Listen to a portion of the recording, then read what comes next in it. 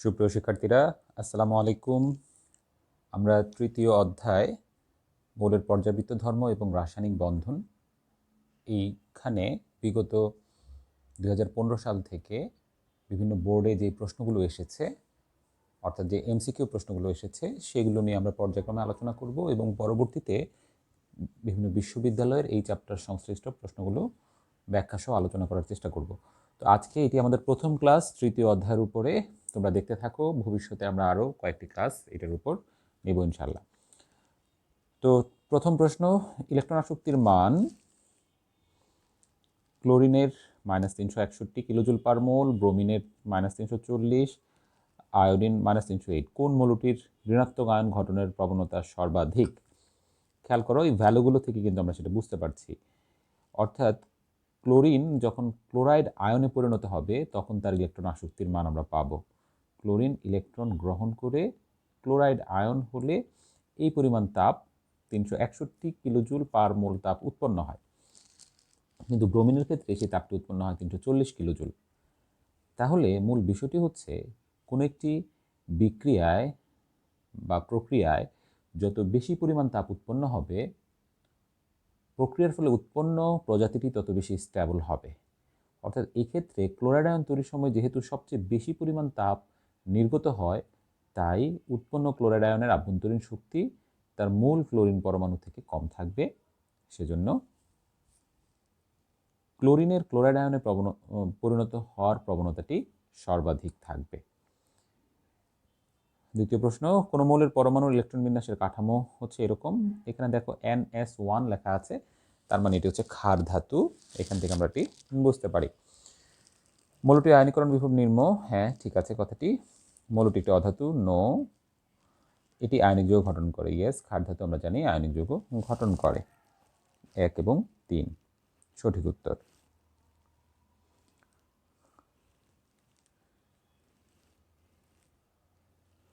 দুটি মৌল এ এবং বি এর তড়িৎ ঋণাত্মকতা এবং আয়নীকরণ বিভবের মান দেওয়া আছে। এর তড়িৎ ঋণাত্মকতা 0.9, বি এর হচ্ছে 3.5 এবং আয়নীকরণ বিভবের মানও দেওয়া আছে। এখানে খেয়াল করো, এর প্রথম আয়নীকরণ বিভবের মান 500 হলেও দ্বিতীয়টি কিন্তু 5000, তার মানে এটি অনেক বেশি ভ্যালু। এখান থেকে আমরা বুঝতে পারি যে এর যোজ্যতা স্তরে NS1 ইলেকট্রন আছে।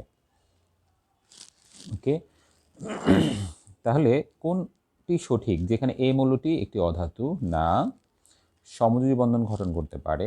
অ্যাকচুয়ালি আয়ন যারা ক্ষার ধাতু তারা সমযোজী যৌগ গঠনের প্রবণতা দেখায় না, এর স্থির জারণ অবস্থা প্রদর্শন করতে পারে। আমরা জানি ক্ষার ধাতুগুলো স্থির জারণ অবস্থা প্রদর্শন করে, কম সক্রিয়তা বিশিষ্ট না, এটিও ভুল কথা, কারণ ক্ষার ধাতুগুলো সহজেই ইলেকট্রন ত্যাগ করে সক্রিয় আয়ন গঠন করতে পারে। এ এবং বি মৌলের মধ্যে তড়িৎযোজী বন্ধন ঘটিত হয়। তাহলে এখানে প্রশ্নে কিন্তু একটা ক্লু দিয়ে দিচ্ছে, এ এবং বি এর মধ্যে তড়িৎযোজী বন্ধন ঘটিত হয়, তার মানে এ হচ্ছে ধাতু, বি হচ্ছে অধাতু। ওকে, এবং দেখো এখানে বি এর ক্ষেত্রে যে কথাটা বলা হয়েছে, বি এর কিন্তু দ্বিতীয় আয়নীকরণ বিভব নেই, তার মানে বি হচ্ছে 17 নম্বর গ্রুপের, যার যোজ্যতা স্তরে NS2Np5 ইলেকট্রন বিন্যাস আছে। এটি একটি ইলেকট্রন গ্রহণ করে যখন NS2Np6 হয়, নিকটস্থ নিষ্ক্রিয় গ্যাসের ইলেকট্রন বিন্যাস অর্জন করে, তাই তার দ্বিতীয় আয়নীকরণ বিভবের ফ্যাক্টরটি, দুঃখিত, আয়নীকরণ বিভব মানে হচ্ছে, সরি আমি একটু ভুল বলে ফেলেছি, এটা আয়নিত হওয়ার যে প্রবণতা সেটাকে আয়নীকরণ বিভব বলা হয়। এখন এখানে ইলেকট্রন ত্যাগ করে আয়নিত হওয়ার যে প্রবণতা সেটি বলা হয়, কিন্তু দেখো এর প্রথম আয়নীকরণ বিভবের মানটি হচ্ছে 1323, তার মানে আগের যে মৌলটি আমরা দেখেছি এর জন্য তার চেয়ে কিন্তু এটি অনেক বেশি। তার মানে বাম দিক থেকে ডান দিকে গেলে কি হয়, আয়নীকরণ বিভবের মান বাড়ে। অর্থাৎ বি যৌগটি মৌলটি হচ্ছে ডান দিকের একটি মৌল, অর্থাৎ একটি অধাতু টাইপের মৌল।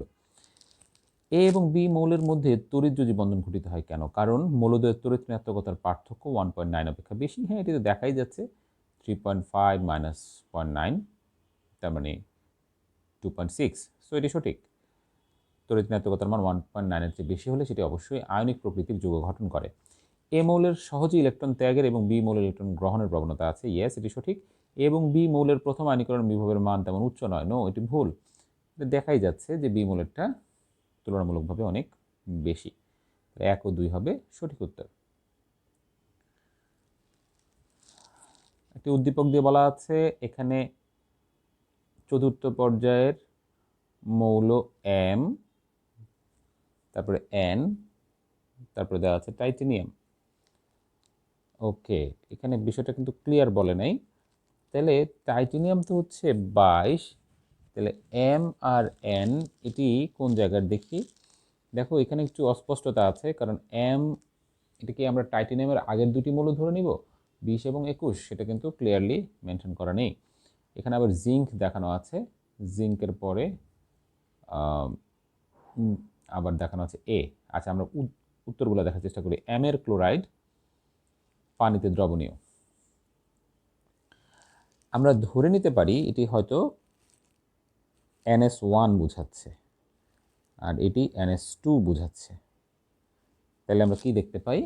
আমরা দেখতে পাই হ্যাঁ, যদি আমরা ধাতুর সাথে ক্লোরাইড হয় তাহলে সে ডেফিনেটলি পানিতে দ্রবীভূত হবে এবং সেটা আয়নিক প্রকৃতির হবে, বাট নিম্ন গলনাঙ্কের হবে না, উচ্চ গলনাঙ্কের হবে। তার মানে 1 এবং 2 সঠিক উত্তর। তার মানে M এবং N আসলে ক্ষার ধাতু এবং মৃৎ ক্ষার ধাতু। একই অ্যানায়ন বিশিষ্ট M, A এবং N যৌগের ক্ষেত্রে, আচ্ছা M হচ্ছে ক্ষার ধাতু, N হচ্ছে মৃৎ ক্ষার ধাতু। এর বিষয়টা যেহেতু ডান দিকে, তার মানে অধাতু, তাহলে এর যৌগ সর্বাধিক সমযোজী এস, যেহেতু সে অধাতু, অধাতুর সাথে অ্যানায়ন মানে অ্যানায়নটা আসলে অধাতু থেকেই হয়, তাহলে এর থেকে যে যৌগ পাওয়া যাবে সেটা সমযোজী প্রকৃতির হবে। N এর যৌগ বর্ণহীন, কারণ N যেহেতু এখানে লাস্টে NS2 থাকে, তার মানে এটার মধ্যে ডিতে ইলেকট্রন নেই।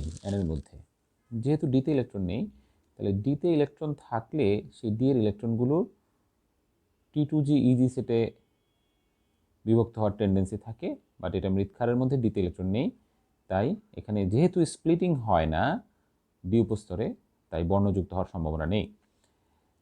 ওকে, সঠিক। M এর যৌগ পোলারন সবচেয়ে কম। কেন? M এর চার্জ ঘনত্ব সবচেয়ে কম, M এর আকার বড়। বাম দিকের একই পর্যায়ের বাম দিকের মৌলের আকার বড় থাকে এবং এটার চার্জ ঘনত্ব কম। সো যার চার্জ ঘনত্ব কম, আকার বড়, সেটার পোলারন ক্ষমতা কম। তার মানে এটিও সঠিক উত্তর, 3টি সঠিক উত্তর হবে। ওকে, এবার আমরা তারপরে দেখি পানির অণুর ক্ষেত্রে কেন্দ্রীয় পরমাণুতে sp3 সংকরণ ঘটে। ইয়েস, এটা আমরা জানি। চতুস্থলকীয় না, ভি আকৃতির। হ্যাঁ, পানিটা দেখতে এরকম ভি এর মতো। এখানে 2টা মুক্ত জোড় থাকে আর 2টা বন্ধন জোড় থাকে। একটি মৌল এর বহিস্থ স্তরের ইলেকট্রনীয় কাঠামো নিম্নরূপ হলে A2O যৌগটি কী ধরনের বন্ধন বিদ্যমান? তাহলে A হচ্ছে 4s1 মানে পটাশিয়াম, আর ও তো হচ্ছে এখানে বোঝাই যাচ্ছে এটা অক্সিজেন, তার মানে এটা হচ্ছে পটাশিয়াম অক্সাইড। A2O মানে হচ্ছে পটাশিয়াম অক্সাইড, সো এটি আয়নিক যৌগ। সহজ কথা, সহজ, এটি বোঝা যাচ্ছে। পোলারন ক্ষমতা দেখানো হলো, কোনটি সঠিক? অ্যালুমিনিয়াম আর ম্যাগনেসিয়ামের পোলারন ক্ষমতা ক্যাটায়ন অবস্থা সমান না, অ্যালুমিনিয়াম পোলারন ক্ষমতা বেশি। ম্যাগনেসিয়ামেরটা না, এটা হয়নি। বেরিলিয়ামেরটা ইয়েস বেশি, কারণ বেরিলিয়ামের আকার ছোট ম্যাগনেসিয়াম অপেক্ষা। আমরা জানি ক্যাটায়নের আকার যত ছোট হয় তার পোলারন ক্ষমতা তত বেশি হয়। সো 3 নম্বরটাই সঠিক উত্তর। কার্বন অরবিটালের sp3 সংকরণের ক্ষেত্রে সবগুলো সিগমা বন্ধন হয়, এটি আমরা জানি। যখন ট্রিপল বন্ড থাকে তখন সেখানে sp সংকরণ হয়, ডাবল বন্ড থাকলে sp2 সংকরণ হয়ে থাকে। ক্যালসিয়াম ক্লোরাইড এবং অ্যালুমিনিয়াম ক্লোরাইডের মধ্যে কোনটি অধিক সমযোজী? ডেফিনেটলি অ্যালুমিনিয়াম, কারণ অ্যালুমিনিয়ামের চার্জ ঘনত্ব +3, এটা +2। আবার ক্যাটায়নের আকারের দিক থেকে চিন্তা করলে অ্যালুমিনিয়াম ছোট ক্যালসিয়াম অপেক্ষা, তাই এটা অ্যালুমিনিয়াম ক্লোরাইডই হবে সঠিক উত্তর। সন্নিবেশ বন্ধন উপস্থিত কোন ক্ষেত্রে? পানিতে সন্নিবেশ বন্ধন নেই, অ্যামোনিয়াম আয়নে আছে। অ্যামোনিয়াম আয়নে কীভাবে সন্নিবেশ বন্ধন? কারণ আমরা জানি যে অ্যামোনিয়াতে যে একটা মুক্তজোড় থাকে, সেই মুক্তজোড়টা H+ এর সাথে যুক্ত হয়, যুক্ত হয়ে NH4+ হয়ে থাকে। 3 একে 4 আর এই প্লাসের প্লাস। পটাশিয়াম ফেরোসায়ানাইড, এটার মধ্যেও সন্নিবেশ বন্ধন আছে, কারণ এই আয়রন, জটিল আয়নের মধ্যে যে আয়রন থাকে তার মধ্যে 6টা সায়ানাইড কি করে, সন্নিবেশ সমযোজী বন্ধন তৈরি করে। তার মানে জিনিসটা দেখতে এরকম, ঠিক আছে। তাহলে এই যে এখানে আমরা দেখতে পাচ্ছি 6টা সন্নিবেশ সমযোজী বন্ধন আছে। এটি ছিল পটাশিয়াম ফেরোসায়ানাইডের জটিল আয়নটার স্ট্রাকচার। ওকে, তাহলে এই দুইটাই হবে সঠিক উত্তর, পানির ক্ষেত্রে হবে না। এ মৌলের তড়িৎ ঋণাত্মকতা 4, মৌলটি হাইড্রোজেনের সাথে HA, তার মানে এ হচ্ছে ফ্লোরিন। তাহলে HF যৌগ গঠন করে। n অ্যাভোগাড্রো সংখ্যা হলে H এর একটি অণুর ভর কত? F হচ্ছে 19, A হচ্ছে 20। তাহলে HF এর ভর হচ্ছে 20, 1 মোলের ভর 20, তাহলে একটির ভর হচ্ছে 20/n, যেহেতু n হচ্ছে অ্যাভোগাড্রো সংখ্যা। একটি মৌলের পরমাণুর যোজ্যতা স্তরের ইলেকট্রনীয় ঘটন, তার মানে এটা হচ্ছে স্ক্যান্ডিয়াম। পরমাণুতে মৌলটির অবস্থান কোথায়? 4 আছে, তাই এটা পর্যায় 4। আর এটা হচ্ছে ডি ব্লক মৌল। ডি ব্লক মৌলের ক্ষেত্রে NS এবং N-1ডিতে যে মোট ইলেকট্রন আছে সেখান থেকে তার সর্বাধুনিক পর্যায় সারণীতে গ্রুপিং করা হয়। তাহলে NS আর N-1ডিতে টোটাল 3টে ইলেকট্রন আছে, তাই গ্রুপিং হবে গ্রুপ 3। মৌলটি অবস্থান্তর ধাতু নয়, কারণ এটির জারণ সংখ্যা স্থির। ইয়েস, এটি সঠিক কারণ। জারণ সংখ্যা স্থির যখন, বা এখানে আসলে মূল বিষয়টি হচ্ছে অবস্থান্তরের ক্ষেত্রে ডি অরবিটাল অপূর্ণ থাকতে হবে। তাহলে জারণ সংখ্যা যখন +3 হয় তখন এই একটা এবং এই দুটো, এই 3টে ইলেকট্রনই কিন্তু বের হয়ে যায়। তাহলে তখন কি হয়ে যায়? তখন 3d0 হয়। 3d0 অবস্থায় কিন্তু তাকে অবস্থান্তর বলা যাবে না। দুইটা কন্ডিশনে অবস্থান্তর বলা যায় না। স্থিতিশীল আয়নে যদি 3d0 অথবা 3d10 ইলেকট্রন বিন্যাস থাকে তখন তাকে অবস্থান্তর বলা যাবে না। এটির আয়নের বহিস্থ ডি অরবিটালের ইলেকট্রনীয় কাঠামো অপূর্ণ না, অপূর্ণ বলা যাবে না। D0কে অপূর্ণ বলে না, অপূর্ণ বলে D1 থেকে D9। স্থিতিশীল অবস্থা এটা থাকলে অপূর্ণ বলে। এটি রঙিন যৌগ গঠন করে না। হ্যাঁ, এটি রঙিন যৌগ গঠন করে না, ঠিক আছে, কারণ D0 বা D10 থাকলে তারা রঙিন যৌগ গঠন করে না। একটি মৌলের পারমাণবিক সংখ্যা 35, মৌলটির অবস্থান কোন ব্লকে? 35 মানে হচ্ছে ব্রোমিন, ব্রোমিন হচ্ছে পি ব্লকে, এটা আমরা জানি। আর এছাড়াও 35-এর লাস্টে যেটা থাকে সেখান থেকে যদি আমরা বলি তাহলে সেটা হচ্ছে NS2, আরও স্পেসিফিকভাবে যদি আমরা বলি তাহলে হচ্ছে 4s2 4p5। আমরা জানি কোনো একটি মৌলের সর্বশেষ ইলেকট্রনটি, এই যে সর্বশেষ ইলেকট্রন যে উপকক্ষপথে প্রবেশ করে সেটি সেই ব্লকের অন্তর্ভুক্ত মৌল। যেহেতু এটি পি উপকক্ষপথে প্রবেশ করেছে তাই এটি পি ব্লকের অন্তর্ভুক্ত মৌল। এর তড়িৎ ঋণাত্মকতা 0.9, বি এর হচ্ছে 3। মৌল এ ও বি এর মধ্যে ঘটিত যৌগের বন্ধন আয়নিক, কারণ এই যে 3 আর 0.9 এর মধ্যে পার্থক্য হচ্ছে 2.1। আমরা জানি 1.9 এর উপরে হলে সেটি আয়নিক প্রকৃতির হয়। কোন যৌগটি অধিক সমযোজী? কার্বন টেট্রাক্লোরাইড, কারণ এখানে কার্বনের জারণ মান +4 এবং কার্বনের আকার এই তিনটার মধ্যে সবচেয়ে ছোট। দেখো, সোডিয়াম, অ্যালুমিনিয়াম, ম্যাগনেসিয়াম এগুলো হচ্ছে তৃতীয় পর্যায়ের, তাহলে কার্বন হচ্ছে দ্বিতীয় পর্যায়ের। প্লাস এখানে জারণ মানের দিক থেকে চিন্তা করলে চার্জ ঘনত্ব যদি বলি সবচেয়ে বেশি হচ্ছে তার। তাহলে যার চার্জ ঘনত্ব বেশি থাকে এবং আকার ছোট হয় সেটি অ্যানায়নকে বেশি পোলারিত করতে পারে, তাই সঠিক উত্তর হচ্ছে কার্বন টেট্রাক্লোরাইড।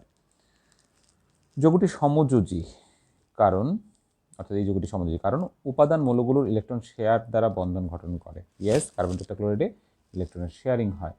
এক্ষেত্রে কার্বনের উত্তেজিত অবস্থায় ইলেকট্রন বিন্যাসটা থাকে 2s1 2px1 2py1 2pz1, আর ক্লোরিনের বাইরে যে 3pz1 থাকে সেই 3pz1 এর সাথে এই 2s1 এর একটা ইলেকট্রন মিলে সমযোজী বন্ধন গঠন করে।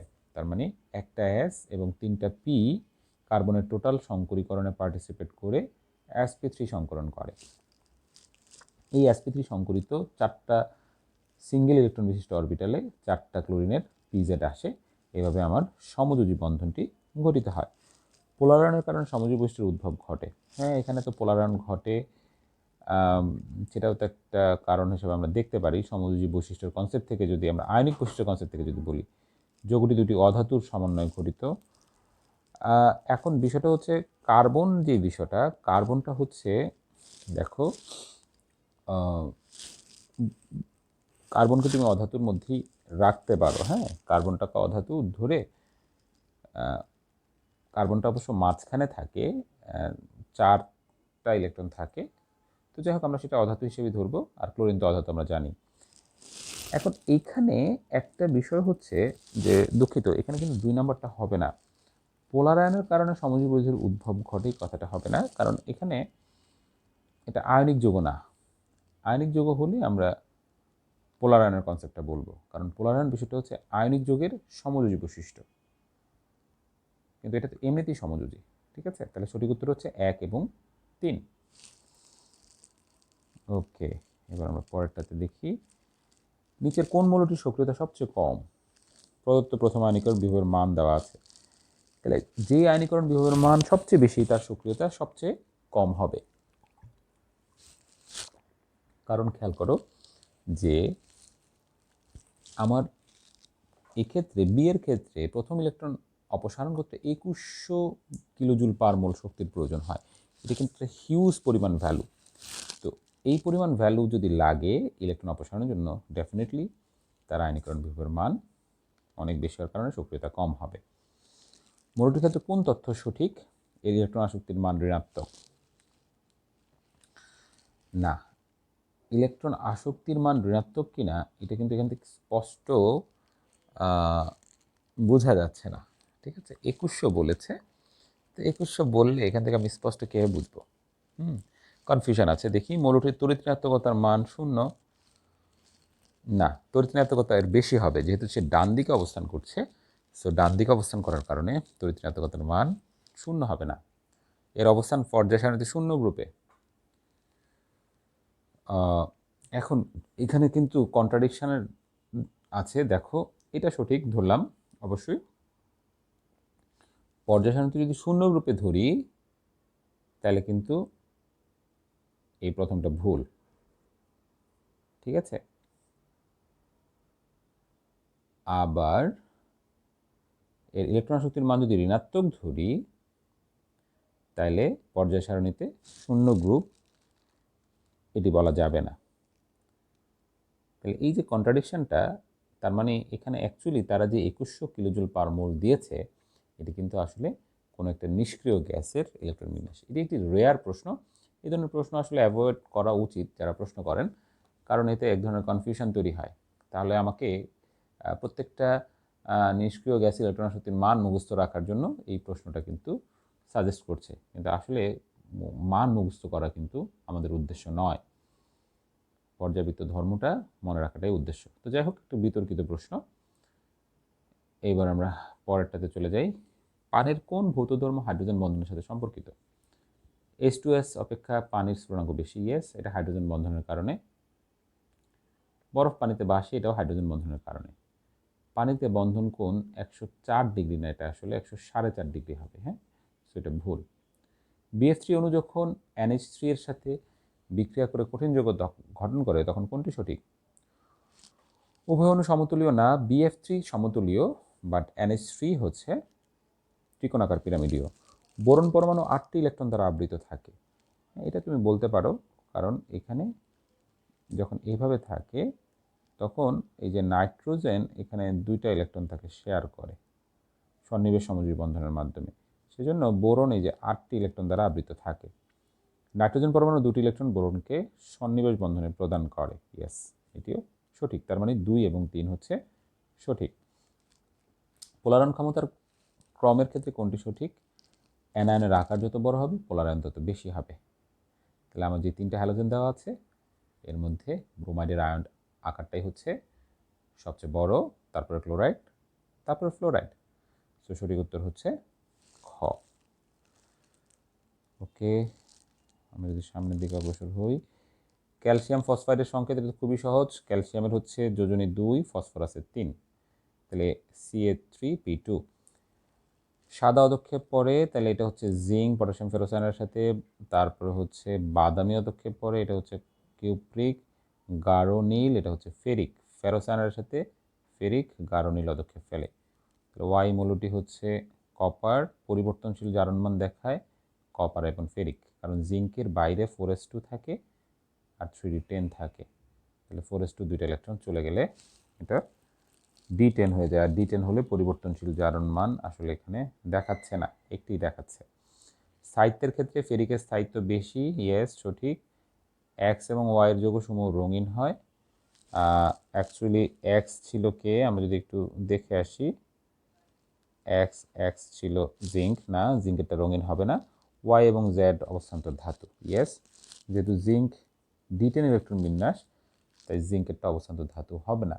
বাট ওয়াই এবং জেডে দেখো কিউপ্রিক যেটা, সেটাতে কিন্তু 3d9 থাকে। আর জেড তো তুমি যেভাবেই বলো 3d5, সরি 3d6, আর ফেরিকের ক্ষেত্রে যদি বলো 3d5।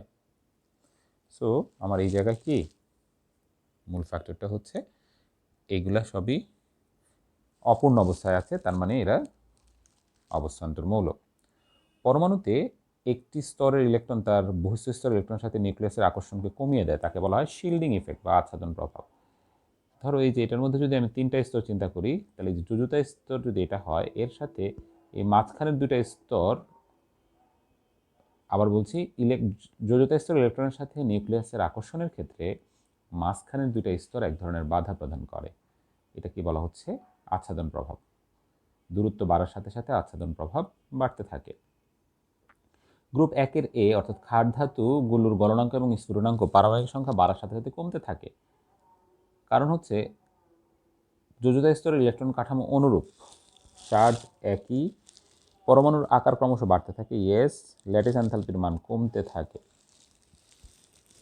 ল্যাটিস এনথালপির মান কেন কমে? কারণ হচ্ছে যোজতা স্তরের সাথে নিউক্লিয়াসের দূরত্ব বাড়ে। তো বাড়লে তোমার যেমন ধরো যে sodium chloride, sodium ion chloride আয়নের প্রতি যে আকর্ষণ অনুভব করে, সিজিয়াম ক্লোরাইডের ক্ষেত্রে সিজিয়াম আয়ন কিন্তু ক্লোরাইড আয়নের প্রতি সেই আকর্ষণটা অনুভব করে না। তার মানে কেননা সিজিয়ামের অনেকগুলো কক্ষপথ থাকে, তাই সিজিয়ামের নিউক্লিয়াসের সাথে ক্লোরাইডের ইলেকট্রনের আকর্ষণটা কম হয়। আর আকর্ষণ কম হলে সিজিয়াম ক্লোরাইড গঠনের সময় কম শক্তি রিলিজ হবে। তাই ল্যাটিস এনথালপির মান এক্ষেত্রে কি নিচের দিকে গেলে কমতে থাকে, যেটা বলা হয়েছে পারমাণবিক সংখ্যা বাড়ার সাথে সাথে কমতে থাকে। এটা কেন ল্যাটিস এনথালপি কমতে থাকে? আচ্ছা, তাহলে 2 এবং 3 সঠিক। যোজতা স্তর ইলেকট্রন কাঠামো অনুরূপ, চার্জ একই, ইলেকট্রনের কাঠামো অ্যাকচুয়ালি অনুরূপ, হ্যাঁ NS1ই থাকে, প্রত্যেকটারই NS1, তাই না? তাহলে চার্জ একই রকম থাকে। এটার আসলে সঠিক উত্তর হবে 1, 2 এবং 3। হ্যাঁ, এটা আসলে হয় না, এখানে ভুলে দাগানো হয়েছে। তাহলে এটা হবে ঘ। ওকে, কার্বন, অক্সিজেন, নিয়ন ও ফ্লোরিন মৌলে 4টির তড়িৎ ঋণাত্মকতার সঠিক ক্রম কোনটা হবে? আচ্ছা, নিয়নের কোনো তড়িৎ ঋণাত্মকতা নেই, তাই নিয়ন সবার লাস্টে হবে। ফ্লোরিনের সবচেয়ে বেশি, তারপরে অক্সিজেন, তারপরে কার্বন, আর নিয়ন সবার লাস্টে। কোন অক্সাইডটি অম্লধর্মী? অধাতুর অক্সাইড অম্লধর্মী। এখানে ফ্লোরিনের অক্সাইড যেটা আছে সেটাই অম্লধর্মী, ডাইফ্লোরিন অক্সাইড। কোনটি অসম্ভব? পাই বন্ধন যখন গঠন হয়, মনে রাখতে হবে পাই বন্ধন কিন্তু সবসময় অসংকরিত অরবিটাল থেকে তৈরি হয়। তার মানে sp পাই বন্ধন এটা সম্ভব না। সিগমা বন্ধন সংকরিত অসংকরিত হতে পারে, সংকরিত সংকরিত সিগমা বন্ধন হতে পারে। আর pp পাই বন্ধন হতে হবে অসংকরিত থেকে এটা হতে পারে। AX3 জাতীয় কোন যৌগের বন্ধন কোণ 107 ডিগ্রি? AX3 একটা মুক্তজোড় আছে, দেখা যাচ্ছে, যে দেখো এখানে একটা মুক্তজোড় দেখানো আছে, যেমন অ্যামোনিয়া। তাহলে এটার বন্ধন কোণ হচ্ছে 107.5 ডিগ্রি। এটা আসলে গণহারে কমন কথা বলা যাবে না, কারণ অ্যামোনিয়া 107.5 ডিগ্রি, কিন্তু ফসফোনিয়াম কিন্তু 107.5 ডিগ্রি নয়। কিন্তু ফসফোনিয়ামটাও কিন্তু AX3 টাইপেরই যৌগ, ফসফোনিয়াম PH3। সো প্রশ্নটার মধ্যে আসলে ভুল আছে। যাই হোক শিক্ষার্থীরা, আমরা মাঝে মাঝে যে প্রশ্নগুলোতে অসঙ্গতি থাকবে সেটা আমরা বলে দিব। কিউপ্রাস ক্লোরাইড এবং সোডিয়াম ক্লোরাইডের মধ্যে কিউপ্রাস ক্লোরাইড অধিক সমযোজী কেন? কারণ কিউপ্রাসের যোজ্যতা স্তরে ইলেকট্রন বিন্যাস হচ্ছে 3d10, কারণ 4s1 3d10, তাহলে কিউপ্রাস অবস্থায় একটা ইলেকট্রন যাবে, এখান থেকে যাবে। কিউপ্রাসের নিউক্লিয়ার চার্জ বেশি বলে ক্লোরাইড আয়নকে পোলারিত করার ক্ষমতা বেশি। ইয়েস, ডি এবং এফ অরবিটালে যত ইলেকট্রন প্রবেশ করে তত পোলারায়ন ক্ষমতা বাড়ে। কিউপ্রাস আয়নের চার্জ ঘনত্ব নিম্ন। চার্জ ঘনত্ব নিম্ন কিভাবে নিম্ন? তুমি দেখো, সোডিয়ামের আকার ছোট, কিউপ্রাসের আকার বড়, দুইটার মধ্যে একটা করে পজিটিভ চার্জ আছে। এখন একটা স্যাম্পলের মধ্যে কিন্তু কোটি কোটি সোডিয়াম আয়ন বা কিউপ্রাস আয়ন থাকবে, তাইলে ওই ক্ষেত্রে চার্জের ঘনত্বটা এই জায়গায় বেশি, এই জায়গায় কম থাকবে, কারণ বড়টার মধ্যে একটা প্লাস চার্জ, ছোটটার মধ্যে একটা প্লাস চার্জ। তার মানে সঠিক উত্তর হচ্ছে কিউপ্রাসের চার্জ ঘনত্ব নিম্ন, তার মানে এটা সঠিক কথা। তাহলে তিনটাই এই ক্ষেত্রে সঠিক। এক পরমাণু নিষ্ক্রিয় গ্যাস যেমন হিলিয়াম, নিয়ন ইত্যাদিকে কোন ধরনের আকর্ষণ বল কাজ করে? এটার মধ্যে কোনো মেরুকরণ নাই, কিছু নাই। এক্ষেত্রে লন্ডন বল বা বিস্তারণ বল বা আবিষ্ট ডাইপোল আকর্ষণ বল কাজ করে। অর্থাৎ এই ক্ষেত্রে ইলেকট্রনগুলো ঘুরতে ঘুরতে একটা নিরপেক্ষ অণু থেকে একটা মেরুর সৃষ্টি করে।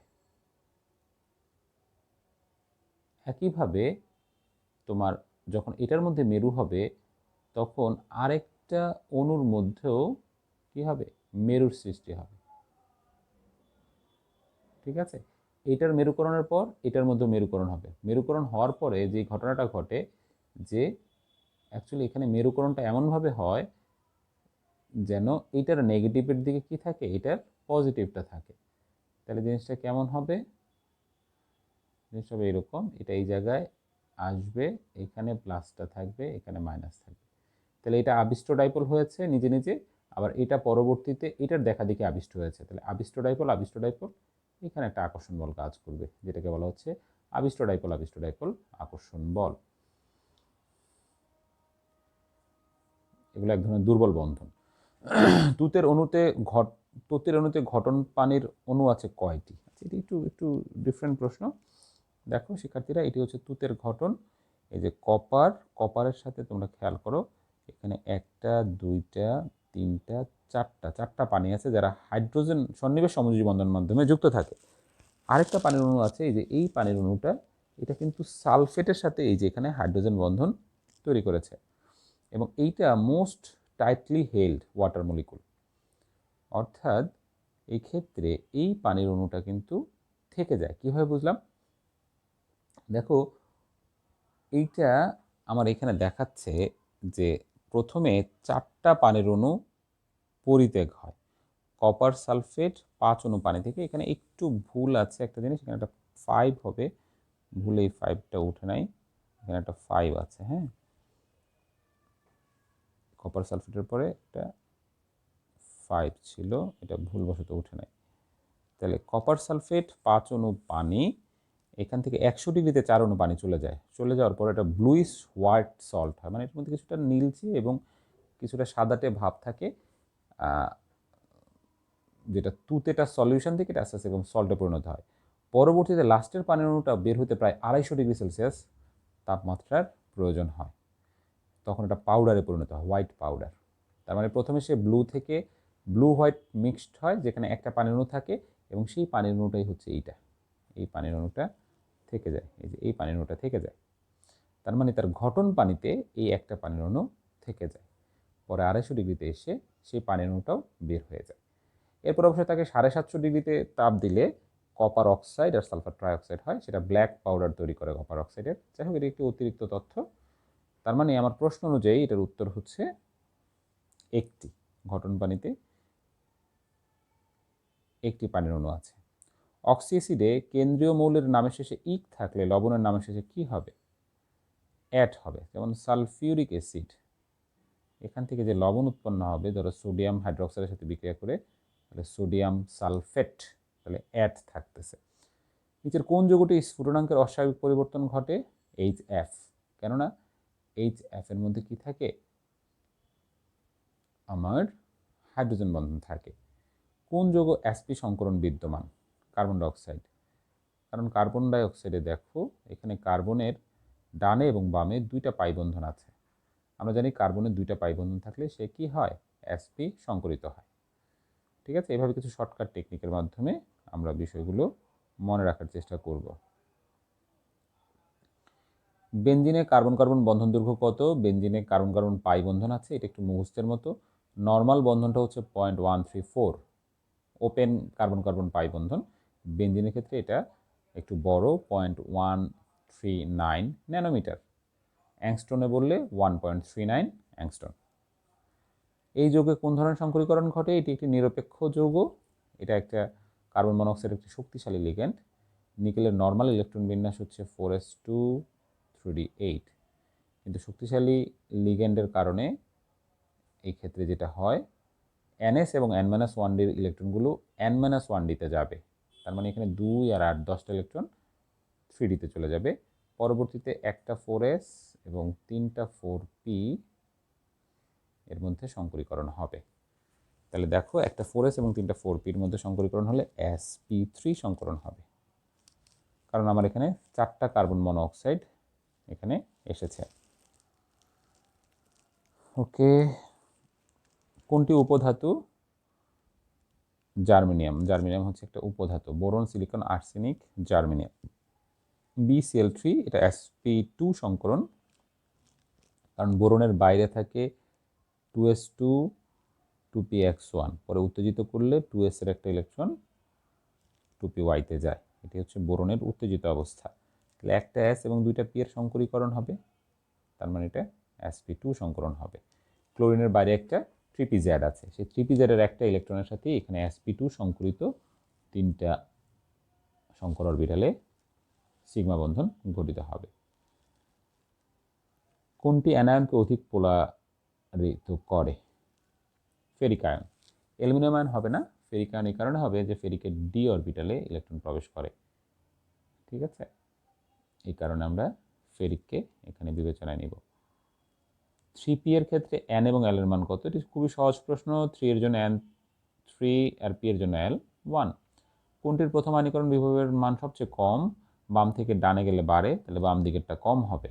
তাহলে এখানে সবচেয়ে বামে হচ্ছে বেরিলিয়াম, কিন্তু এই ক্ষেত্রে বোরন হবে, কেননা বেরিলিয়ামের বাহিরে হচ্ছে 2s2, বাট বোরনের বাহিরে হচ্ছে 1s2 2s2 2px1। তার মানে কি, এখানে এই যে একটা সিঙ্গেল ইলেকট্রন আছে, যেহেতু একটা সিঙ্গেল ইলেকট্রন আছে, তা এই জায়গাটাতে কি তার আয়নীকরণ শক্তির মান সবচেয়ে কম হবে। এটা ব্যতিক্রম, বেরিলিয়ামের চেয়ে বোরনের আয়নীকরণ বিভবের মান কম।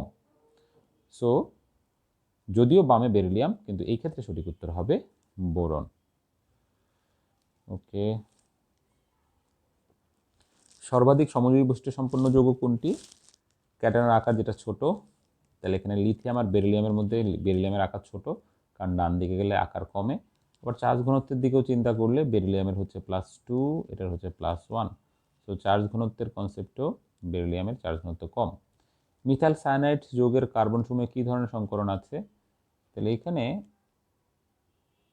এই হচ্ছে মিথাইল সায়ানাইড, তার মানে এটা হলো sp3, যেহেতু সবগুলোই সিগমা বন্ধন, আর এখানে যেহেতু 2টা পাই বন্ধন আছে, তার মানে এটা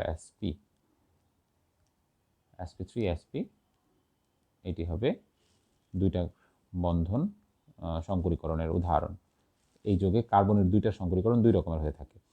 একই উপশক্তি স্তরে যেসব অরবিটালের শক্তি ভিন্ন, অর্থাৎ একই রকম নয়, তাকে নন ডিজেনারেট অবস্থা বলে, যেমন T2G এবং EG সেটের ক্ষেত্রে। দ্বিতীয় পর্যায়ের মৌলসমূহের ক্ষেত্রে বাম থেকে ডানে অগ্রসর হলে কোন বৈশিষ্ট্যটি হ্রাস পায়? ধাতব বৈশিষ্ট্য হ্রাস পায়, কারণ ডান দিকেরগুলো অধাতু, অধাতু বৈশিষ্ট্য বাড়ে, আয়নীকরণ শক্তি বাড়ে, পারমাণবিক শক্তি পরমাণু শক্তি বাড়ে। ঠিক আছে, পরমাণুটা আয়নে পরিণত, ইলেকট্রন ত্যাগ করার টেন্ডেন্সি একেবারেই দেখায় না। কোন মৌলটির ইলেকট্রন আসক্তি সর্বাধিক? এক্ষেত্রে ডান দিকেরগুলো সর্বাধিক। ডান দিকের মধ্যে সবচেয়ে সর্বাধিক হচ্ছে ক্লোরিনের, কারণ এটা ব্যতিক্রম, ফ্লোরিনের চেয়ে ক্লোরিনেরটা একটু বেশি। পর্যায় সারণীতে সবচেয়ে ইলেকট্রন আসক্তি বেশি হচ্ছে ক্লোরিনের। পি ব্লক মৌলের বেশিরভাগ কি? অধাতু। ধাতু কম পরিমাণে আছে, উপধাতু খুবই কম, চুম্বক ধর্ম এটা হবে না। তড়িৎ ঋণাত্মকতার সঠিক ক্রম, ফ্লোরিন সবচেয়ে বেশি, তারপর অক্সিজেন, তারপর নাইট্রোজেন, আর ব্রোমিনেরটা অবশ্যই কম। ব্রোমিনটা অনেক নিচে, ফ্লোরিন, ক্লোরিন, ব্রোমিন, ঠিক আছে। সো ব্রোমিনটা যেহেতু অনেক নিচে, তাই ব্রোমিনটা সবার শেষে হবে, কারণ নিচের দিকে তড়িৎ ঋণাত্মকতার মান কমে, আর তড়িৎ ঋণাত্মকতার মানের ক্ষেত্রে আসলে ওইভাবে ব্যতিক্রম নেই। ধাতব অক্সাইড তড়িৎযোজী হলে, যেমন ধরো সোডিয়াম অক্সাইড, আমরা যদি উদাহরণ হিসেবে নিয়ে নিই সোডিয়াম অক্সাইড, গলনাঙ্ক এবং স্থূলনাঙ্ক উচ্চ হবে, হ্যাঁ তড়িৎযোজী যেহেতু গলিত অবস্থায় বিদ্যুৎ পরিবহন করবে, ইয়েস গলিত অবস্থায় সে আয়ন তৈরি করে, আর আয়ন থেকে বিদ্যুৎ পরিবহন হয়। ঘটন তাপ ঋণাত্মক হয়, ঘটন তাপ মানে কোনো একটা যৌগ তার উপাদান মূল্য থেকে ঘটিত হতে যে পরিমাণ তাপের পরিবর্তন হয়। যেহেতু ঘটনাটা এক ধাপে ঘটে, সোডিয়াম ইলেকট্রন ত্যাগ করে এবং অক্সিজেন ইলেকট্রন গ্রহণ করে, তাই এক্ষেত্রে অবশ্যই ঘটন তাপ ঋণাত্মক হবে, অর্থাৎ তাপ উৎপাদী টাইপের হবে। অণুর আকৃতি নির্ধারিত হয় কেন্দ্রীয় পরমাণুর চারিদিকে রাসায়নিক বন্ধন দ্বারা, না নিঃসঙ্গ জোড় ইলেকট্রন দ্বারা এবং বন্ধন জোড় ইলেকট্রন দ্বারা। এটা ভ্যাসপার থিওরির মূল কথা, যে এলপি আর বিপি থেকেই আমার তাদের বিকর্ষণজনিত কারণে সেখান থেকে আমরা অণুর আকৃতি সম্পর্কে আইডিয়া পেয়ে থাকি। তারপরে আমরা দেখি মৌলের ইলেকট্রন আসক্তি নিম্নরূপে নির্ভর করে। পরমাণুর আকার বৃদ্ধিতে ইলেকট্রন আসক্তি হ্রাস পায়, সাধারণত এটাই হয়, উপর থেকে নিচের দিকে পরমাণুর আকার বৃদ্ধিতে ইলেকট্রন আসক্তি হ্রাস পায়, ইয়েস উপর থেকে নিচের দিকে গেলে ইলেকট্রনের প্রতি আসক্তি হ্রাস পায়। একই পর্যায়ে নিউক্লিয়াসের চার্জ বৃদ্ধিতে বৃদ্ধি পায়, নিউক্লিয়াসের চার্জ বৃদ্ধি পায় বাম দিক থেকে, একই পর্যায়ে নিউক্লিয়াসের চার্জ বৃদ্ধি বাম দিক থেকে ডান দিকে গেলে চার্জ বৃদ্ধি পায়, আর চার্জ বৃদ্ধি পেলে ইলেকট্রন আসক্তি বৃদ্ধি পায়, হ্যাঁ বাম দিক থেকে ডান দিকে গেলে কিন্তু ইলেকট্রন আসক্তি বৃদ্ধি পায়। যোজ্যতা স্তরে ইলেকট্রন ঘনত্ব বৃদ্ধিতে হ্রাস পায়, যোজ্যতা স্তরে ইলেকট্রন ঘনত্ব বৃদ্ধিতে, আচ্ছা যোজ্যতা স্তরে ইলেকট্রন ঘনত্ব বৃদ্ধির বিষয়টা আমরা দেখি। যেমন ধরো যে সোডিয়ামের যোজ্যতা স্তরে ইলেকট্রন ঘনত্ব হচ্ছে 1টা, ম্যাগনেসিয়ামের 2টা, তারপরেরটা অ্যালুমিনিয়ামের হচ্ছে 3টা, তাহলে যোজ্যতা স্তরে ইলেকট্রন ঘনত্ব বাড়ছে, ইলেকট্রন ঘনত্ব বৃদ্ধিতে ইলেকট্রন আসক্তি কিন্তু বাড়বে, হ্রাস পাবে না, কারণ বাম থেকে ডানে যাচ্ছে, তার মানে 3 নাম্বারটা আসলে ভুল। যোজ্যতা স্তরে ইলেকট্রন ঘনত্ব বৃদ্ধিতে এটা বৃদ্ধি পাবে। ABCD 4টি মৌলের পারমাণবিক সংখ্যা যথাক্রমে 11, 12, 13, 14, that is sodium, magnesium, aluminium, silicon. এরা এক্সের সাথে, এক্স হচ্ছে ক্লোরিন, যৌগ গঠন করে। এদের মধ্যে কোন যৌগটি অধিক সমযোজী? এটা তো কার্বন টেট্রাক্লোরাইড হবে, এটা তো সহজ কথা, কারণ কার্বন টেট্রাক্লোরাইডের মধ্যে, আচ্ছা এখানে কি তারা আয়নিক যৌগের কথা বলেছে? না, কার্বন টেট্রাক্লোরাইড হচ্ছে অধিক সমযোজী, এখানে আসলে উত্তরটা ভুল দাগানো আছে, কার্বন টেট্রাক্লোরাইড হবে, ঠিক আছে, এটা হবে ঘ। ওকে, এক্স এর ইলেকট্রন কাঠামো 3s1, ওয়াই এর ইলেকট্রন কাঠামো 3pz1, তাহলে এক্স হচ্ছে সোডিয়াম আর এটা হচ্ছে 3pz1 বলা আছে। আচ্ছা এখন 3pz1 যেহেতু বলা আছে, এটা আসলে এখানে একটু ঝামেলা আছে, তাহলে 3pz1 তো আমরা কয়েকভাবে পেতে পারি, 3px1, 3py1, 3pz1, আবার আমরা পেতে পারি 3px2, 3py1, 3pz1, আবার আমরা পেতে পারি 3px2, 3py2, 3pz1। তাহলে প্রশ্নটার মধ্যে একটু সমস্যা আছে, প্রথমটা যদি আমরা ধরে নিই তাহলে হবে ফসফরাস, দ্বিতীয়টা যদি ধরে নিলে সালফার, তৃতীয়টা ধরে নিলে ক্লোরিন। আচ্ছা কি বলেছে দেখি, প্রথম আয়নীকরণ শক্তির ক্ষেত্রে ম্যাগনেসিয়ামের প্রথম আয়নীকরণ শক্তি এক্সের চেয়ে বেশি, ইয়েস, কারণ ম্যাগনেসিয়ামের বাইরে 3s2 আছে, তাহলে 3s2 থেকে একটা ইলেকট্রন অপসারণ করতে গেলে শক্তি বেশি লাগবে, কারণ এই জায়গাটা হচ্ছে S দ্বারা পরিপূর্ণ। আয়নের ব্যাসার্ধের ক্ষেত্রে oxide ion is greater than y minus, না, কারণ অক্সাইড হচ্ছে দ্বিতীয় কক্ষপথে আর এটা হচ্ছে তৃতীয় কক্ষপথে, তো এটা ভুল কথা, এটা যেটাই হোক না কেন অক্সাইডটা লেস দেন হবে। সমযোজী প্রকৃতির ক্ষেত্রে সোডিয়ামের সাথে Y is less than aluminium ওয়াই3। আচ্ছা, এটা যেটাই হোক, হ্যাঁ আমরা ধরে নিতে পারি, কারণ অ্যালুমিনিয়ামের হচ্ছে +3 চার্জ ঘনত্ব, আর সোডিয়ামের হচ্ছে +1। তাহলে চার্জ ঘনত্ব এখানে কম, সো এটার কি হবে, পোলারণ ক্ষমতা কম। আবার এটার আকার অ্যালুমিনিয়ামের চেয়ে বড়, অ্যালুমিনিয়াম +3-র চেয়ে, কারণ বাম দিক থেকে ডান দিকে গেলে আকার হ্রাস পায়। তার মানে এটাও কি হবে, এই দিক থেকে চিন্তা করলেও যেহেতু ক্যাটায়নের আকার ছোট এবং চার্জ ঘনত্ব বেশি, তাই এই ক্ষেত্রে তার সমযোজী বৈশিষ্ট্য বেশি। তার মানে 3 নম্বরটা সঠিক। একটু ট্রিকি কোশ্চান, শিক্ষার্থীরা ট্রিকি কোশ্চানগুলো খুব ভালো করে খেয়াল করতে হবে যে আসলে প্রশ্নে কী চাচ্ছে, তাইলে ভালো করতে পারবে। অনেক সময় প্রশ্নের অপশন ভালো করে খেয়াল না করার কারণে ভুল হয়ে থাকে। হাইড্রোজেন বন্ধনের ক্ষেত্রে কোনটি সঠিক? ডিএনএর আকার হেলিক্স হয়, হ্যাঁ এটি তো তোমরা বায়োলজিতে পড়ো। জৈব যৌগের স্ফুটনাঙ্ক কমে যায়, আসলে হাইড্রোজেন বন্ধনের স্ফুটনাঙ্ক বাড়ে, যেই যৌগই হোক, অজৈব হোক আর জৈব, সেটা ভুল। বিভিন্ন জৈব যৌগের পানিতে দ্রবণীয়তা বৃদ্ধি পায়। ইয়েস, হাইড্রোজেন বন্ধনের কারণে যেমন ইথানল পানিতে দ্রবীভূত হয়। কোনটি নিরপেক্ষ লিগ্যান্ড? Carbon monoxide. এটা বোঝার সহজ উপায়, এটার মধ্যে কোনো চার্জ নেই। সায়ানাইড, ক্লোরাইড, হাইড্রোক্সাইড এগুলোর মধ্যে চার্জ আছে। পারঅক্সাইডের সংকেত, পারঅক্সাইড কিন্তু এইটা লেখা যাবে না, হ্যাঁ, কিংবা 2O-1 এটাও লেখা যাবে না, কারণ পারঅক্সাইডটাকে লেখি এভাবে, এভাবে লেখা, ঠিক আছে। সে এখানে যে বন্ধনের 2টা ইলেকট্রন আছে সে এটা নিয়ে নেয়, এখানে সে বন্ধনের 2টা ইলেকট্রন নিয়ে নেয়। আমি একটু আবার দেখাই, ধরো সোডিয়াম পারঅক্সাইড আমি যদি এভাবে দেখাই, তাহলে এখানে অক্সিজেন কি করে এই 2টা ইলেকট্রন নিয়ে নেয়, এখানেও অক্সিজেন এই 2টা ইলেকট্রন নিয়ে নেয়। নিয়ে নেওয়ার পর কি হয়, এই 2টা ইলেকট্রনের মধ্যে একটা তো তার নিজের ছিল, একটা সে অতিরিক্ত এনেছে, তাই এখানে একটা মাইনাস। এখানেও এই 2টা ইলেকট্রনের মধ্যে একটা তার নিজের ছিল, একটা অতিরিক্ত এনেছে, তাই এখানে একটা মাইনাস। তার মানে জিনিসটা আলটিমেটলি কী দাঁড়ালো, ও 2টা টোটাল চার্জ হচ্ছে -2।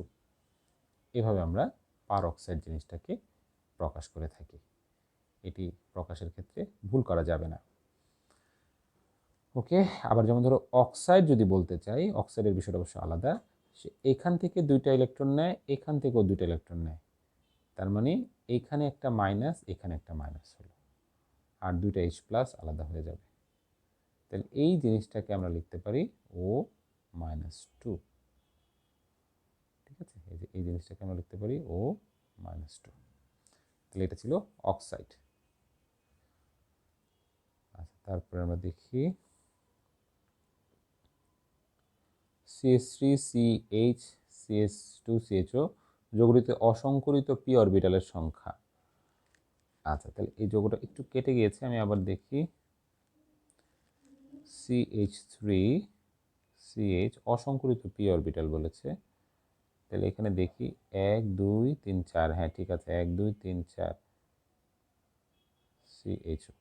তাহলে এইখানে একটা অসংকরিত আছে, এখানে একটা অসংকরিত আছে কার্বনের, আবার এইখানেও পাই বন্ধনে একটা অসংকরিত আছে, এই অক্সিজেনের একটা অসংকরিত আছে। অর্থাৎ একটা পাই বন্ধনের মধ্যে কিন্তু 2টা পরমাণুর একটা একটা করে অসংকরিত অরবিটাল লাগে। তার মানে একটা পাই বন্ধন হয় 2টা অসংকরিত অরবিটাল থেকে, তাহলে 2টা পাই বন্ধন হবে 4টা অসংকরিত অরবিটাল থেকে। Very simple. সঠিক কোনটি? যৌগটিতে 2 ধরনের সংকরণ ঘটেছে। কার্বনের এখানে সংকরণ হয়েছে sp3, এই কার্বনের হয়েছে sp2, এই কার্বনের sp2। আবার যে অক্সিজেন ছিল সেই অক্সিজেনের এখানে সংকরীকরণটা হয়েছে sp2। কিভাবে? কারণ অক্সিজেনের বাইরে থাকে 2s2 2px2 2py1 2pz1, এই জায়গায় এইটার হলো অক্সিজেনের সংকরণ, এই 2pz1টা ফাঁকা থাকে।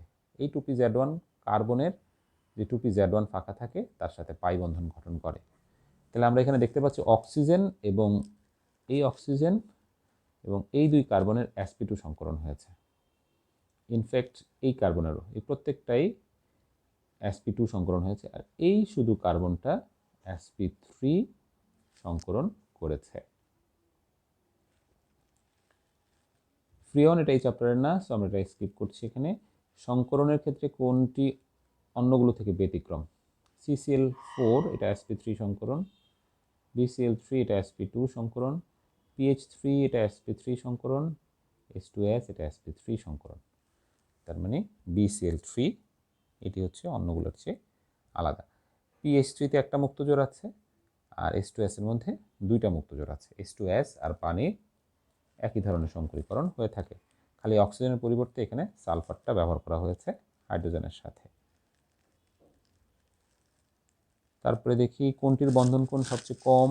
কার্বন ডাইঅক্সাইড 180 ডিগ্রি, মিথেন হচ্ছে 109.5, অ্যামোনিয়া হচ্ছে 107, H2S হচ্ছে 92 ডিগ্রি, তার মানে এটা হচ্ছে 92। কোন তথ্যটি উদ্দীপকের সকল মৌলের ক্ষেত্রে প্রযোজ্য? আচ্ছা, কক্ষ তাপমাত্রায় দ্বিপরমাণু গ্যাস, না সবাই দ্বিপরমাণু গ্যাস না, এখানে এই বিটা হচ্ছে কে ফ্লোরিন, এটা হচ্ছে ফ্লোরিন, এটা হচ্ছে ক্লোরিন, এ হচ্ছে কে, এ হচ্ছে অক্সিজেন, বাট সি হচ্ছে সালফার। উচ্চ তড়িৎ ঋণাত্মক মৌল, না সবাই উচ্চ তড়িৎ ঋণাত্মক মৌল না। পরিবর্তনশীল যোজ্যতা প্রদর্শন করে, না সবাই পরিবর্তনশীল যোজ্যতা প্রদর্শন করে না। ঠিক আছে, অক্সিজেন করে, ক্লোরিন করতে পারে, ফ্লোরিন করতে পারে, কিন্তু সালফার পরিবর্তনশীল আসলে না। হ্যালাইডগুলো -1 জারণ মান দেখায়, সালফার করে কিন্তু সবগুলো করে না। ধাতুর সাথে আয়নিক যৌগ গঠন করে, ইয়েস, এটা যেহেতু সবাই অধাতু, যেমন sodium oxide, sodium sulphide, sodium fluoride, sodium chloride, এটা হচ্ছে সঠিক উত্তর। উদ্দীপক অনুসারে বি এর তড়িৎ ঋণাত্মকতা এ অপেক্ষা বেশি, হ্যাঁ সঠিক। ডি এর ইলেকট্রন আসক্তি বি অপেক্ষা কম, না ডি এর ইলেকট্রন আসক্তি বেশি, এটা ব্যতিক্রম। Ca2 যৌগটি, তার মানে SO2 সালফার ডাইঅক্সাইড অম্ল ধর্ম প্রদর্শন করে, ইয়েস, সালফার ডাইঅক্সাইড পানির সাথে বিক্রিয়া করলে সালফিউরাস অ্যাসিড তৈরি করে, অর্থাৎ যে সকল অক্সাইড পানিতে দ্রবীভূত করলে মৃদু অ্যাসিড তৈরি করে তাদেরকে অম্লধর্মী অক্সাইড বলে। তাহলে দ্বিতীয়টা ছাড়া বাকি দুইটাকে আমরা সঠিক হিসেবে নিতে পারি, 1 ও 3। যে অণুতে কেন্দ্রীয় পরমাণুতে sp3 সংকরণ ঘটে, হ্যাঁ পানিতে ঘটে। C2H4 এর মধ্যে যেহেতু ডাবল বন্ড আছে, সো এটাতে sp3 সংকরণ ঘটবে না। BH4টা খুব ইন্টারেস্টিং, এটাতে ঘটে। দেখো BH4 এর ক্ষেত্রে আমরা যদি ধরি 1s2 উত্তেজিত অবস্থায় 2s1 2px1 2py1 2pz0, এটি যদি আমরা ধরি, তাহলে এখন আমরা তিনটা এখানে যদি আমরা ধরি যে তিনটা H3 সাথে একটা H মাইনাস যুক্ত হয়ে BH4 মাইনাস হয়েছে, তাহলে এগুলোর মধ্যে একটা করে H আসবে, আর এইটার মধ্যে সন্নিবেশ বন্ধনের মাধ্যমে H-1 আসবে, কারণ H-1 এর মধ্যে দুইটা ইলেকট্রন আছে আর এখানে শূন্য ইলেকট্রন আছে। ঠিক আছে, তাহলে এটা হচ্ছে sp3 সংকরণ। ওকে, তাহলে পানি এবং BH4 মাইনাস। অর্থনাইট্রোফেনলে বিদ্যমান সন্নিবেশ বন্ধন, ইয়েস। হাইড্রোজেন বন্ধন, ইয়েস। সমযোজী বন্ধন, কীভাবে সন্নিবেশ বন্ধন এটা একটু আমরা যদি দেখি, এখানে হচ্ছে OH আর এখানে হচ্ছে NO, এই যে এইখানে সন্নিবেশ বন্ধন আছে, হাইড্রোজেন বন্ধন আছে, আর এই যে এটা হলো সন্নিবেশ বন্ধন। তাহলে এই হাইড্রোজেন বন্ধন, এই হলো সন্নিবেশ বন্ধন, এই হলো হাইড্রোজেন বন্ধন, আর সমযোজী বন্ধন তো আছে অনেকগুলোই। আয়নিক বন্ধন গঠনের জন্য প্রয়োজনীয় শর্ত হচ্ছে ধাতুর নিম্ন আয়নীকরণ শক্তি, হ্যাঁ সেটা তো আমরা জানি, কারণ তারা যেন সহজেই ইলেকট্রন ত্যাগ করে ক্যাটায়নে পরিণত হতে পারে। উচ্চ ল্যাটিস শক্তি হইতে হবে, ল্যাটিস শক্তি উচ্চ মানে হচ্ছে ক্যাটায়ন এবং অ্যানায়ন যুক্ত হওয়ার সময়, বন্ধনে আবদ্ধ হওয়ার সময় যে পরিমাণ শক্তি নির্গত হয়, এটা যত বেশি নির্গত হবে তত উৎপন্ন আয়নিক যৌগটা স্ট্যাবল বেশি হবে। তাহলে উচ্চ ল্যাটিস শক্তি হতে হবে, অধাতুর উচ্চ ইলেকট্রন আসক্তি হতে হবে, অর্থাৎ অধাতু ইলেকট্রনটা গ্রহণ করার প্রতি আগ্রহ থাকতে হবে।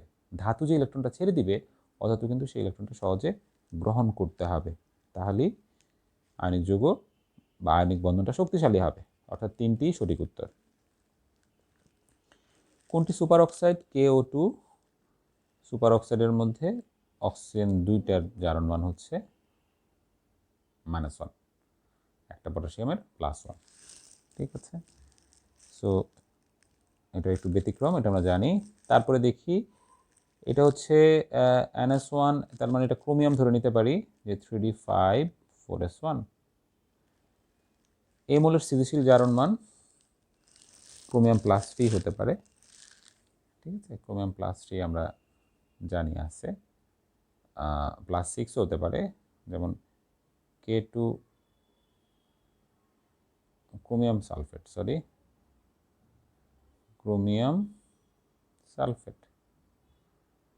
এখানে ক্রোমিয়ামের জারণ মান হচ্ছে +3, দুইটার জন্য +6 মানে একটার জন্য +3। এ মৌলের ক্ষেত্রে জটিল যৌগ গঠন সম্ভব, ইয়েস। গলনাঙ্ক উচ্চ হয়। সংকর ধাতু তৈরি করে, সংকর ধাতু ক্রোমিয়ামের সংকর ধাতু হতে পারে। গলনাঙ্ক উচ্চ বলতে 3d5 যেহেতু থাকে অর্ধপূর্ণ, সো অর্ধপূর্ণ থাকলে তার গলনাঙ্ক সাধারণত একটু এখানে একটা বিষয় আছে, একটু ডিফারেন্ট, এটার গলনাঙ্ক উচ্চ হয় না। স্ক্যান্ডিয়াম, টাইটেনিয়াম, ভ্যানাডিয়াম পর্যন্ত বাড়ে। এটা স্ক্যান্ডিয়াম, এটা টাইটেনিয়াম, এটা ভ্যানাডিয়াম। পরে ক্রোমিয়াম ম্যাঙ্গানিজে গিয়ে কিন্তু আবার এটা কমে। এটা ক্রোমিয়াম, এটা ম্যাঙ্গানিজ। কারণ এখানে সঞ্চারণশীল ইলেকট্রনের সংখ্যা প্রথম তিনটাতে ক্রমান্বয়ে বাড়তে থাকে, তাই গলনাঙ্ক বাড়ে। বাট ক্রোমিয়ামে গিয়ে যেহেতু 3d5 হয়, তাই সেখানে সঞ্চারণশীল ইলেকট্রনের সংখ্যাটা কি হয়, ডিক্রিজ করে বা হ্রাস পায়। ঠিক আছে, তাই তার গলনাঙ্ক কি হবে, নিম্ন হবে। ওকে, তারপরে আমরা দেখি এফ ব্লক মৌলগুলো 3-এর বি থেকে যেহেতু উৎপন্ন হয়েছে, অর্থাৎ ল্যান্থানাম এবং অ্যাক্টিনিয়াম 3-এর বিতে অবস্থিত, অথবা সর্বাধুনিক পর্যায় সারণী হিসাবে বললে গ্রুপ 3-তে অবস্থিত, তাই এটাকে কি করা হয়, 3-এর বি বা গ্রুপ 3 বলা হয়। এত কেন্দ্রীয় পরমাণুর জারণ সংখ্যা কত? খুবই সহজ প্রশ্ন, Cr2O7-2। তার মানে এখানে 7টা অক্সিজেনের জন্য -14, আর 2টা ক্রোমিয়ামের মান এমন দিতে হবে যেন এই দুটার যোগফল -2 হয়। তাহলে 2টা ক্রোমিয়ামের জন্য দিব +12, তার মানে একটা ক্রোমিয়ামের জন্য কত, +6।